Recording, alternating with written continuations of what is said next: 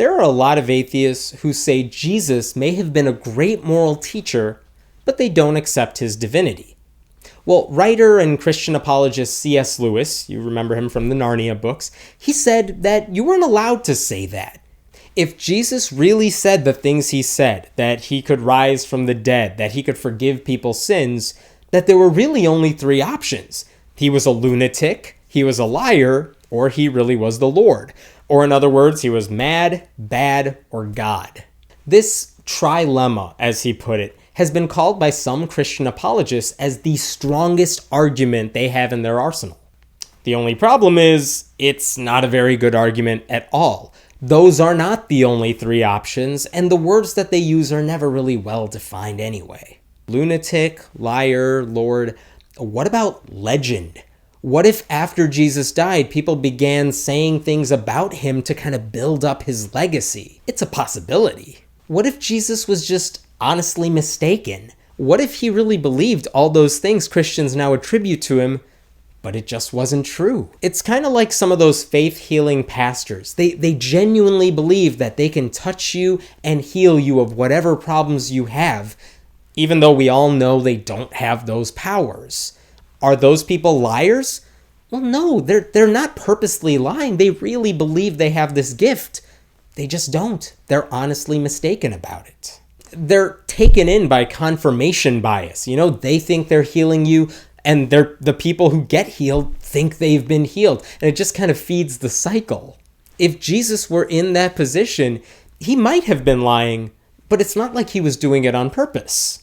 That's a possibility. What if some of the claims Jesus made weren't lies, but they bent the truth a little bit? We don't know everything he said, only the things that were written down after the fact, but haven't you ever said something that wasn't exactly true, but you said it because there was a good reason to do it?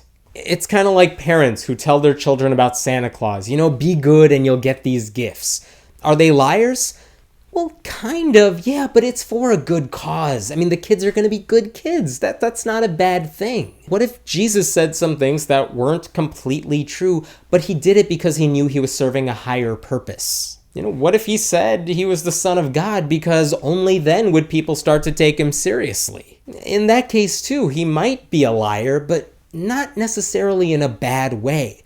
That's a possibility. Could he have been a lunatic? Well, there are people we call lunatics now who still have a mass following. Sometimes we call them cult leaders, but other times we call them visionaries. And I'm not saying Jesus was necessarily one or the other, but keep in mind that even when he was alive, not everyone believed all the things that he said. I mean, they thought he was deluded. Christianity didn't even become popular until well after his death. And it's not like he has to be clinically insane in order to be called a lunatic. Even a lot of progressive Christians today say Jesus was a radical. And radicals are sometimes called lunatics before their wisdom is understood. That's a possibility as well. Obviously, not all of these situations are plausible, and some atheists will argue that Jesus didn't even exist. But my point is this: saying that lunatic, liar, or Lord are the only three possibilities for what Jesus was, that's a dumb argument for Christianity. By the way, you could make that same argument for any religious figure you want. Was Muhammad a lunatic, a liar, or a Lord? Because you have to choose one of the three. And I suspect if you ask a Christian to answer that question about Muhammad, they're at least going to hesitate before saying it wasn't any of those. My name is Hemant Mehta, and I write at friendlyatheist.com. Please leave a comment below, and we will be sure to check it out.